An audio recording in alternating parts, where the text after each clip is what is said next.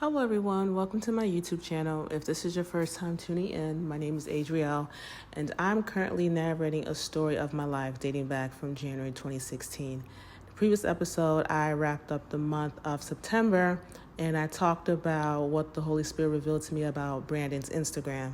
But in this episode, I want to start off by talking about the things I forgot to mention. So here it goes. So back in September when I was shopping for receipts, I forgot to mention that I was actually really going through Brandon and Caitlin's Instagram feed, just looking at pictures. And I was looking at BB. I was like, yo, why do I feel like BB looks Hispanic? That was what I was thinking in my head. Like, BB looks Hispanic. So that was when I remember the dream I had June 2022 when someone told Lily that her biological father is an engineer. So I was like, oh, Brandon is really not BB's father. Because, y'all, BB looks Hispanic, y'all. So I remember just thinking to myself, like, man, Caitlin really called Brandon back into her life just to do what she did to him the first time. I'm like, yo, that's messed up. Also, too, I'm like, yo, Caitlin is just out here sleeping with random guys and getting pregnant by them. And Brandon is also, too, sleeping with her. So I said to myself, I said, you know what, Lord, before Brandon and I get married, he needs to take 1,000 showers because Caitlin looks and seems nasty. Like, she seems very nasty. That was just my mindset at the time. The second thing I forgot to mention was that I talked about how Brandon looked different in the previous episode. He lost weight, he grew his hair longer, but I remember just thinking to myself, there's something different about him. Like, people lose weight, people gain weight, people cut their hair, grow their hair. That's normal, but there's something different about Brandon, and I just couldn't pinpoint what it was at the time. Later on, I figured out what it was. Another thing I forgot to mention was the day I was going receipt shopping, I checked Caitlin's Instagram and she had a story. And in her story, she quoted a Drake lyric. It was something along the lines of, she said, when Drake said, people who try to copy you or people who try to be like you, something like that. I felt that.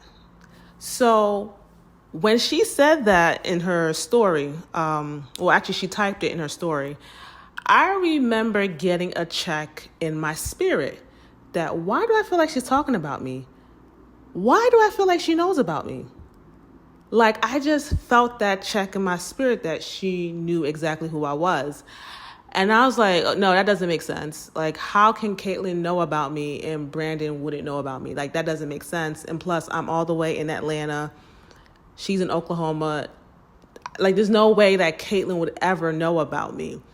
That's what I thought at the time. So I dismissed that thought. And so I'm going to get to the next thing. The next thing I forgot to mention, oh my goodness, I don't even know how I missed this, but y'all, back when I was watching Brandon and Caitlin's live, I remember there were people who were talking about they were dragging Brandon in his DMs, calling him a deadbeat, and Caitlin was like supporting them or whatever. Someone even said that they were ready to throw hands on Brandon. Here's the thing about that. I think it's weird for people to cyberbully a stranger because Brandon was a stranger. They didn't know him. I think it's strange to cyberbully a stranger about his relationship with someone else that's a stranger, Caitlin, because they really didn't know her. Like, I think it's weird. Like, when people go hard for celebrities and influencers on social media, to be honest, I think it's weird. I didn't get that. The girl who said that she was ready to throw hands, I was ready to throw hands. I was ready to square up. She could have been joking with Brandon, but it's like, you don't know Brandon like that to be joking with him. And I feel like that's the thing, that people have allowed social media to make them feel too familiar with people. I didn't like that. People were harassing him about Caitlyn. It's like, mind your business. But then again, too, I'm like, yo, can I blame them? Because Caitlyn was going in on him. So she kind of made it okay for them to do the same thing. And even in the live, she was like, you guys are my writers. You guys are my writers, you know? So it's like you allowed your followers to harass him over a lie. Y'all, Brandon was not Lily's father, you know? So it's like, you got to be careful with people on social media. Like, it's okay to like a person's picture and you like their post, you like their page, but to go as far as defending their character and go as far as fighting over people about them, it's like, you don't know them in real life. All these people that were defending Caitlyn, like, y'all don't even know that she's a Jezebel. Y'all don't even know that she's committing relationship fraud. All the relationships that Caitlyn posted on the internet were fraudulent because they were all built on lies, manipulation, and deception. And it's like, yo, people don't even know that. So you got to be careful about defending celebrities, influencers, because you don't know them in real life. I just think it's weird to be harassing people over people that you don't know. So, yeah, I had to talk about that. So now, y'all, we are going to talk about Caitlyn typing up Brandon's captions. So the Holy Spirit reveals to me that, well, he reveals to me through a question that, what if she's writing his captions? And I was like, wait, no. Then I thought about the reconnection post, y'all. It sounded the same. It sounded the same because it had the same writer, y'all. And you know what's so crazy, y'all? I thought about all the other posts that Brandon had on his IG page. Brandon, he uses the red heart emoji. Caitlyn uses the white, the black, or the brown. So I remember there were certain posts that Brandon had the brown emoji and black emoji. Y'all, that's Caitlyn.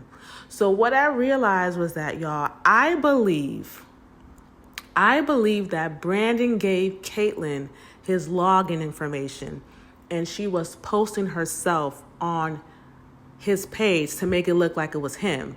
And so people will be in the comment section like, oh my goodness, Brandon, I love the way you love on Caitlyn. You guys are relationship goals.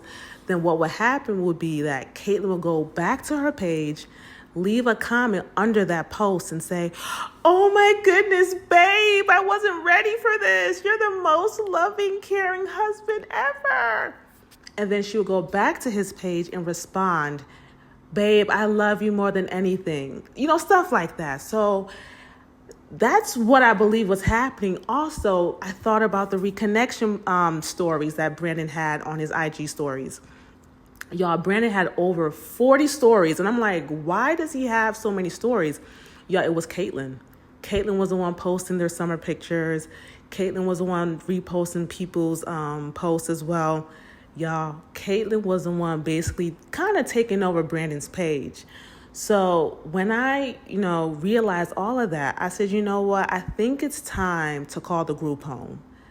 Call the group home, call the mental institution, because Caitlyn is mentally sick. This girl is not in her right mind.